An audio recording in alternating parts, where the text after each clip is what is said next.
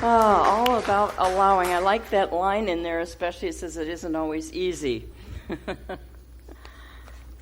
But it's true. Thank you, Susie.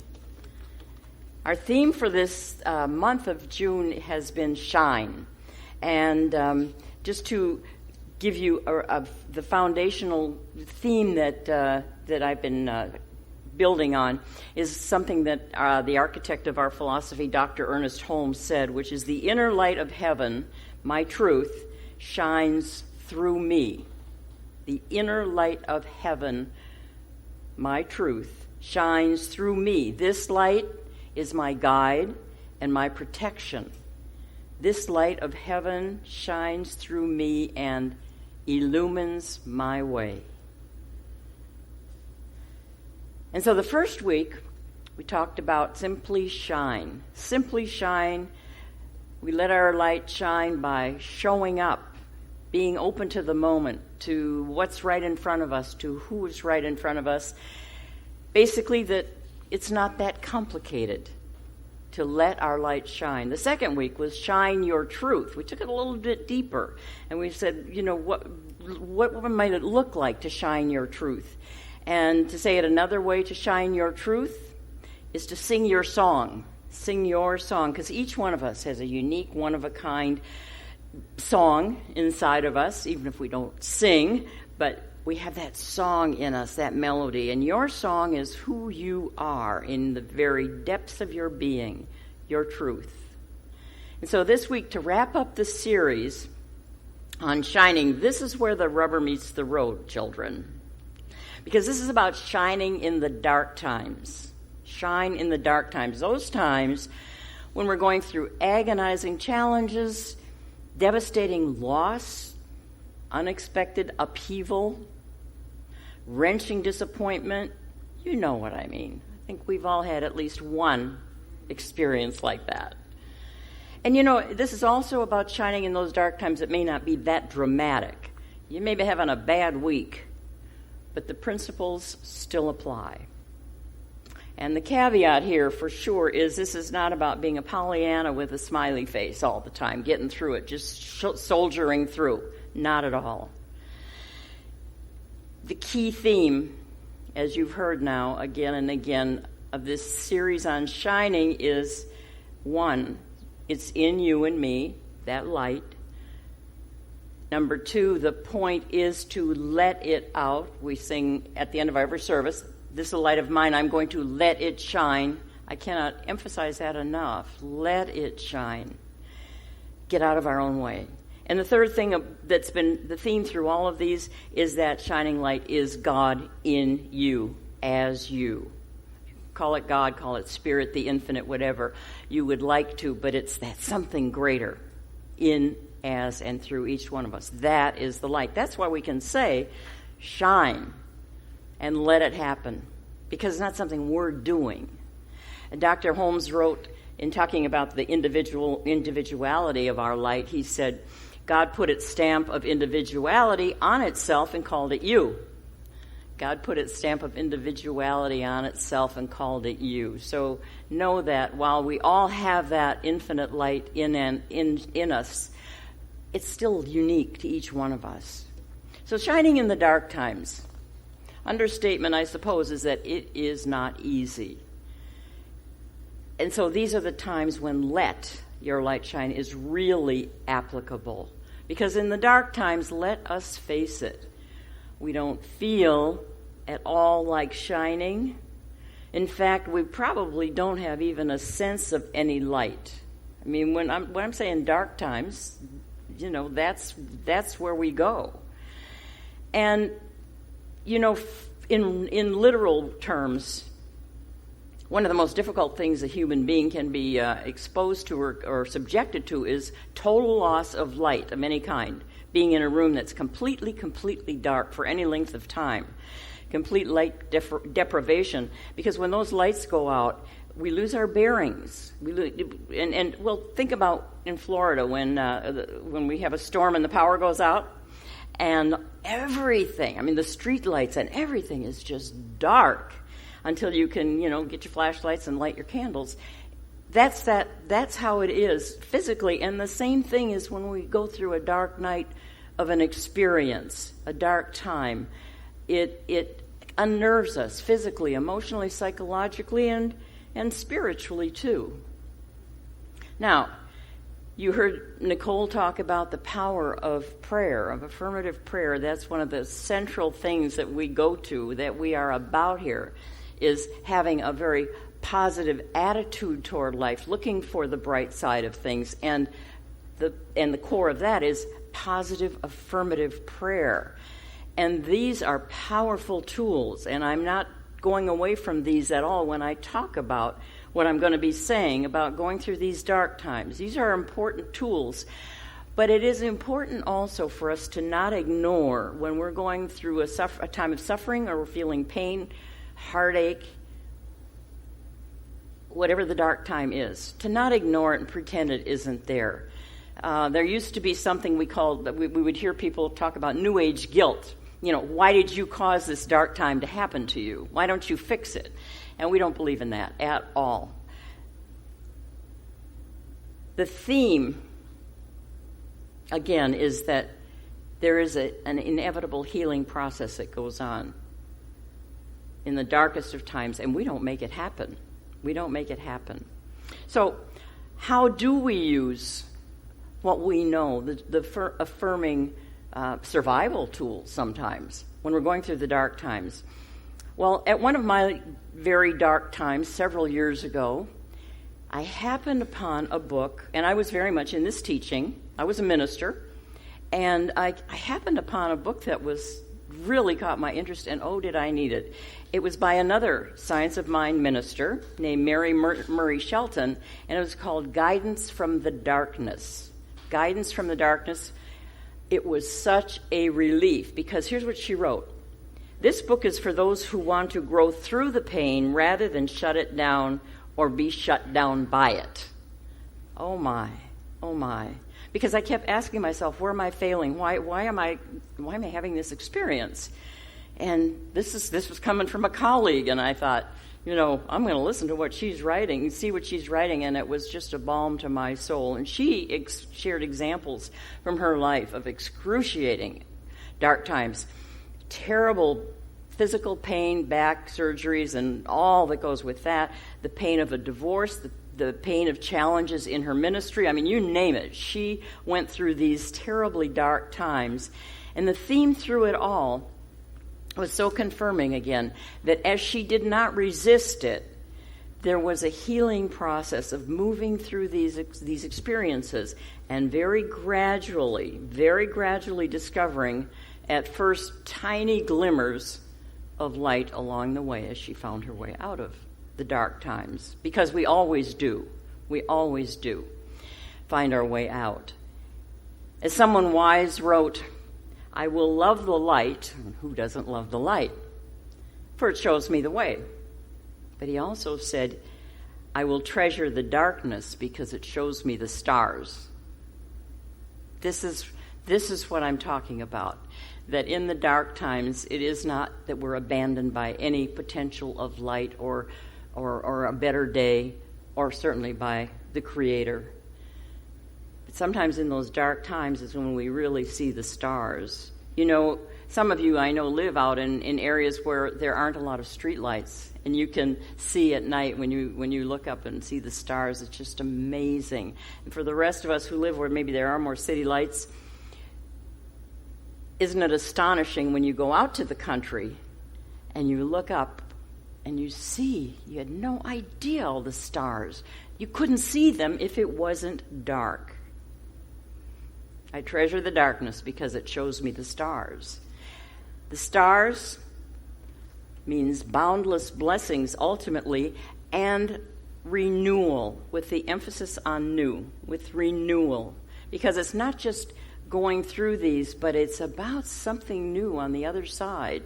So that's why allowing is so important, not clinging to the old. Well, I see the solution of this will be if everything can be put back the way it was.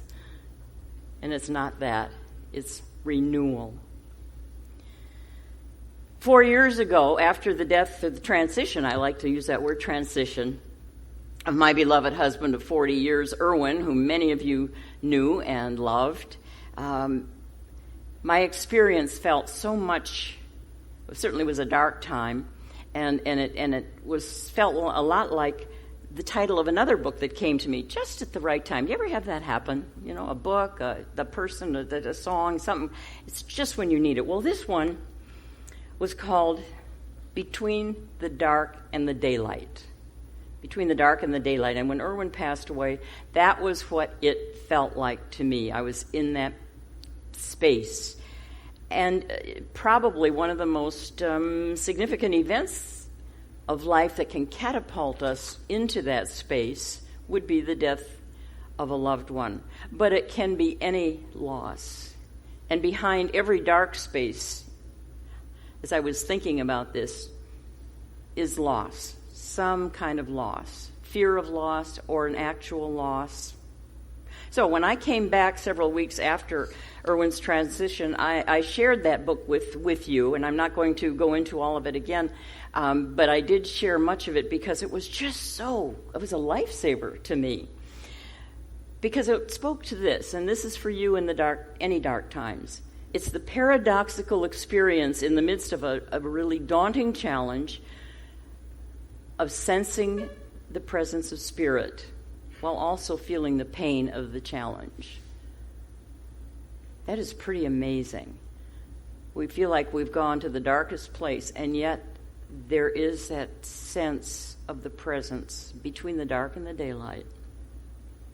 And this book was written by a nun, but a very unusual nun, a very progressive, wonderful nun. And if you ever have a chance to hear her speak, please do. She's rather well known, Sister Joan Chittister, and she has written many, many books. She's quite a revolutionary. And so this book, I snapped it right up, and she was spot on. And she was speaking about what we talk about, more in her language, but it was exactly the same principle of the light and the darkness. She writes it this way. She said, when we experience great loss, it can catapult us into such darkness, it seems the lights go out, and we're stranded in smothering nothingness. Stranded in smothering nothingness, like I can't get a grip. And she continues, she says, the dense darkness seems to render our internal compass useless. And in this darkness, we want light, not shadow. We want certainty, not questions. True? We don't get philosophical with me here. I'm hurting. And I love this. She says, in that dark place, we want the light, not the shadow. We want certainty, not questions. And she says, I suppose in that place we talk about faith, but at this point we cannot tolerate the thought of it. Kicking and screaming and whining. Don't talk to me about having faith. All those lovely things. And she goes on to say, and it's at that point, when just so recently before that, life was clear and it was vibrant, and then it's endlessly bleak, and we're saying, who am I? Where am I going? When will this be over? How can I get out of this dark cavern? And she goes on and she says, and in that place we think there is no light. And she adds, but we think wrong. So she's talking Ernest Holmes now. She continues, echoing what Dr. Ernest Holmes said. She said, there is a light in us that only darkness itself can illuminate. It's the glowing calm that comes over us when we finally surrender to the ultimate truth of creation. That calm that comes when we surrender, not when it gets alleviated or when it gets fixed. But she said that light in us that can only be illuminated in the dark, in turn, when we surrender to that, we are calmed. The truth of creation, what is that? It is that there is a wise and there's a loving power, a dimension greater than we are, God, Spirit, and it is wiser than we are, and especially in that point, in that place. And she says that in that time, because of that truth of life, those stars in the darkness will be new insights, there'll be new directions, there'll be new awarenesses. And the struggle and resistance finally gives way to the creative spirit of life. And that creative spirit of life, we talk about it sometimes as a creative process. Again, something I love to remind myself of, and so I'm going to remind you again too. That creative process is the same energy that created the universe and beyond, the many universes. What we see out the window here, the beauties of nature. Everything that has been created, and certainly created you, everything was created out of it, by it, as an expression of it. And it is relentless. It is infinite. You cannot stop it. It will create. And so that's what we're surrendering to. As she says, she talks about it, and I'm echoing what Ernest Holmes also would say, and what we know is that we're surrendering to knowing that that creative spark cannot be quelled. It's that light, and it may be really, really, really dim, but it will flicker alive again, and something will be created, something new and even more alive. Like in Susie's song, Allowing, she said, it's all about allowing. It's setting down your burden and simply letting go. Okay, so maybe it's not even that exquisite. Maybe it's breathe and hang in there and rinse and repeat. Breathe and hang in there, rinse and repeat. Sometimes that is the only way we can even, in a little way, set down our burden. So I've been there many times in my life, and I'm guessing you probably have too. And you know, a lot of times I like to share stories that illustrate what I'm talking about, and today I'm not, because I know you have a story. And so as I finish talking about this today, I'd like you to bring into your own mind your story. It might have been a past one, it might be something that's going on now, it might be something that someone dear to you is going through. That's the story that this is all about. So we talked about allowing and another word for that is surrender. Surrender. And in the book that I mentioned first, Mary Murray Shelton's book about Guidance from the Darkness, she talks about surrender. She wrote a beautiful sort of list of what is surrender. I'll share it with you. She says, surrender is being at one with what is happening rather than pulling away from it. Surrender is letting it happen rather than making something else happen. In fact, surrender is making it welcome. Surrender is letting go of the reasons and excuses. Surrender is the possibility of more without knowing what it is.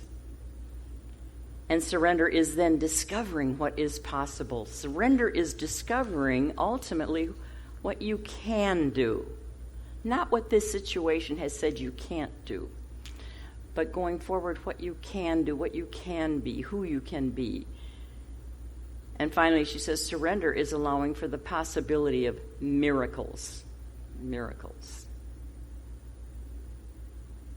And Sister Joan, the nun, said it in a little different way, but I like this too. She said, in this space, in this dark place, between the dark and the daylight, is a call for the contemplation of possibility.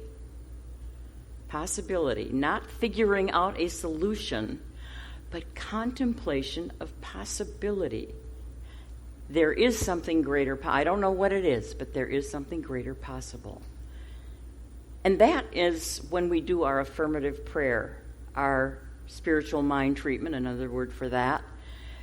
And you may know, if you have had someone do affirmative prayer with you or done it yourself, you know it isn't about going on and on about the dark place and what's wrong.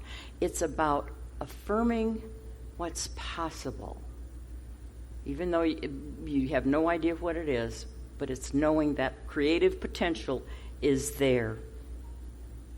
And it is also when we're applying our spiritual tools in the dark places, it's realizing that we may not be able to change the conditions right away, but we can change our experience of those conditions big time.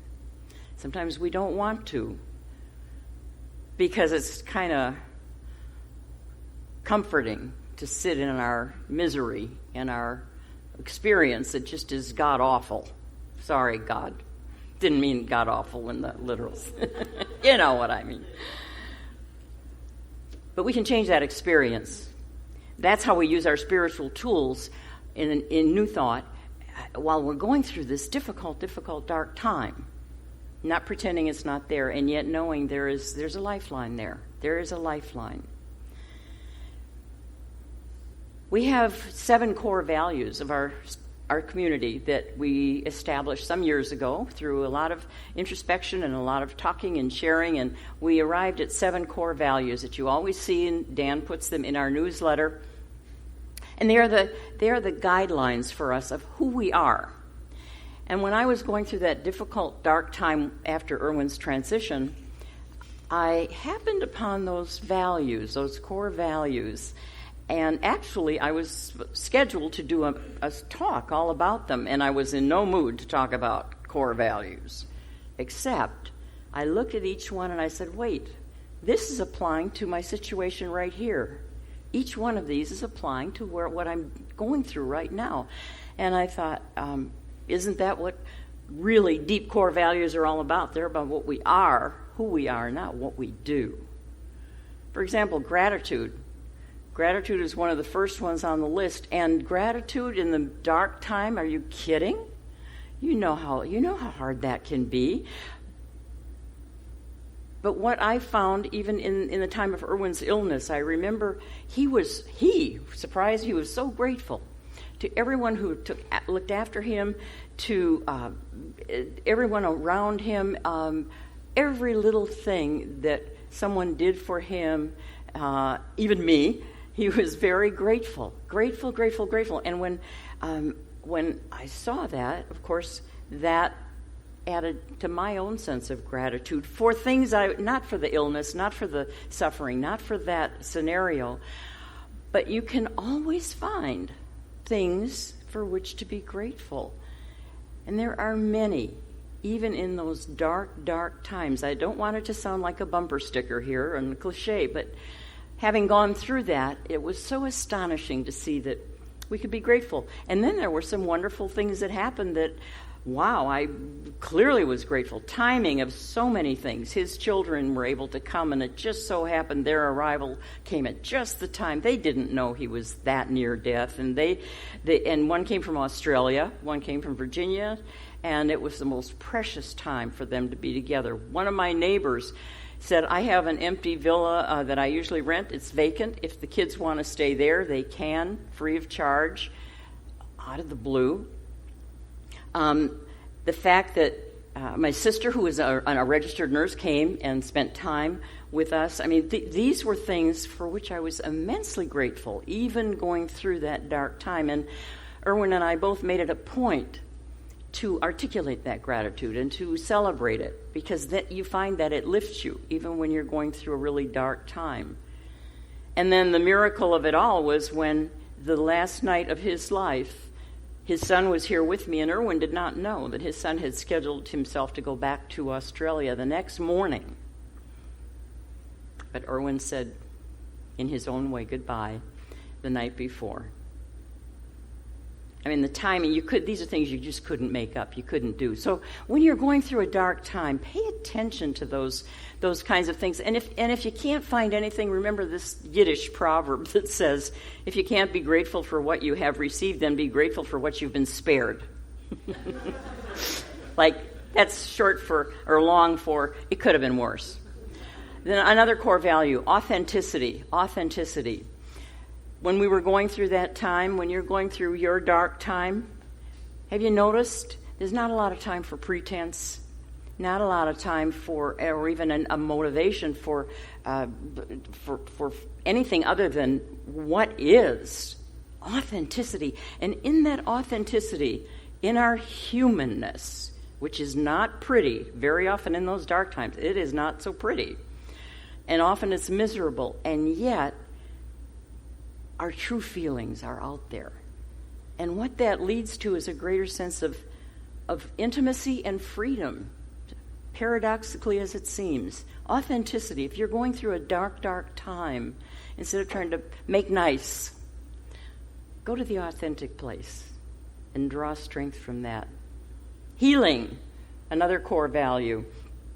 Going through these dark places, we say, yeah, I want an instant healing. Give me a miracle. It's a process. It's a process going from dark to daylight. Have you noticed how the night goes to the day? It's a process. And it can't be rushed, and it can't be fixed. We simply have to create a place where the healing can happen. And it isn't necessarily about alleviating this specific situation. We didn't. Erwin was ill, and he passed away. But your mind, your body, and your emotions have enormous wisdom. They know how to heal themselves through and beyond the dark places. And they will do that if we just create this space. Allow. And trust it. That's that creative process. Spiritual practice, another one of our core values. Well, as I said earlier, sometimes in those dark places we ain't interested. Don't talk to me about prayer. Don't talk to me about meditation. Don't talk to me about God even, because this is really a terrible, I'm in a bad place and I don't want to know. But spiritual practice, even in the dark times, sometimes is just going through the motions. Just go through the motions. It's like taking spiritual vitamins. You just take them. Or if that isn't even in your energy field, lean on the prayers and the spiritual strength of someone else. You know, there's power in that. There's only one of us. And so when someone else is truly knowing and praying and affirming your wholeness in your situation, that's impacting you. And so what a beautiful thing, too, to learn that and to be humble enough to say, I can't do this myself, but I'm gonna borrow your faith. I'm gonna allow you to support me. And that's what we did. We did many times all of that. Joy in the midst of a dark place. That's a tough one too, isn't it? And yet, going through the situation we were in, there were moments. Believe me, that's where you look. The moments. When someone smiles instead of grimacing in pain. When you have a moment to laugh. When you get a phone call from someone that you hadn't heard from. Just those little glimmers of joy can be like, they kind of start, those little stars, those little sparks of something better is happening, something is emerging. Community is also one of our core values. And so often we're the Lone Ranger, aren't we? We kind of like to suck it up and say, I can do this. And of course, during the dark times is when community, whether it's a neighbor or a lot of neighbors, your spiritual community, one person or several, that's the strength that gets you through. And the interesting thing again is it's not just like gets you through, it opens you up to a sense of largesse that you didn't have before, a sense of, wow, we are all in this together. Give others the gift of being able to support you in a dark time. It is a gift, goes both ways. And we discovered that so much when we were going through that particular time. And all of these that I'm talking about, as I thought back about tough times in my life, dark times, dark experiences, these things apply. Every one of them. What great tools. And the final one is, of course, love.